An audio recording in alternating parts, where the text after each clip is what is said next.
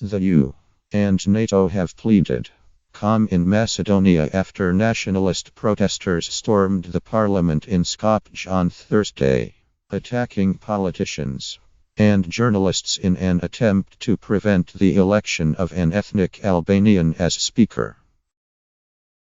The protesters, supporters of former Prime Minister Nikola Gruevski's conservative, Russia-backed MVRO party, demanded new elections. Russia claimed the EU's rapid show of support. The attacked MPs showed Western powers were determined to bring Macedonia and other Balkan states into their orbit. The Interior Minister, Agim Nuiu, offered to resign over the breach of security that left senior Social Democrat MPs, including opposition leader Sorin Siv, and Macedonia's fragile reputation as a democratic country under question. In a joint statement, the EU's foreign policy chief, Federica Mogherini, and the European Commissioner, Johannes Hahn, said, "We condemn in the strongest terms today's ongoing attacks on the members of the parliament in Skopje. The acts of violence in the parliament are wholly unacceptable and we call for calm and restraint. The Interior Ministry and the police must ensure the security of the parliament and its members," they said.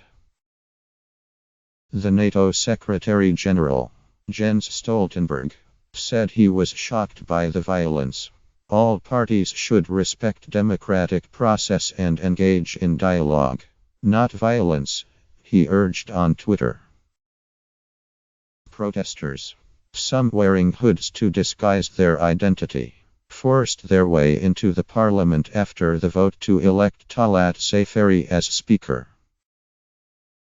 The vote was supposed to mark an important step in the establishment of a new opposition-led coalition government in Macedonia, which has been without a government since December, when Gruevski's MVRO party won elections, but without enough votes to form an administration.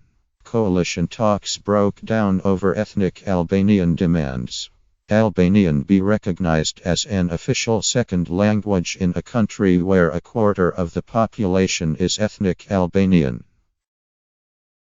The Social Democrats have forged a working parliamentary majority with Albanian nationalist parties, even though the MVRO is the largest parliamentary party. The MVRO party, which has been trying to avoid losing power by preventing the election of a new speaker more than a month, said Thursday's election was unlawful and an attempted coup. The US said in the lead-up the vote was in line with the rules of the Macedonian parliament. The MVRO-backed president, George Ivanov, on Friday joined the calls for calm and tried to convene a leaders' meeting to discuss the crisis. But the Social Democrats boycotted the meeting, saying the president had been instrumental in the failed efforts to block the vote on the speaker going ahead. The Social Democrats are now determined to press ahead with the formation of their coalition government. Thursday's violence marked a dramatic escalation in a political crisis. Has been simmering since December's inconclusive parliamentary election, which was meant to relieve tension after leaked wiretaps appeared to reveal widespread illegal surveillance and corruption orchestrated by the long-ruling MVRO. The MVRO regards the alliance between the Social Democrats and Albanian parties, including a commitment to upgrade the status of the Albanian language, as a threat to the independence and integrity of Macedonia. In practice, Macedonian politics have seen coalitions formed with Albanian parties before. The Social Democrats say the leaders of the old government know they face corruption charges, and so are desperate to cling to power. Russia claimed the Social Democrats were willing to spill blood in the streets of Macedonia as part of a project to create a greater Albania.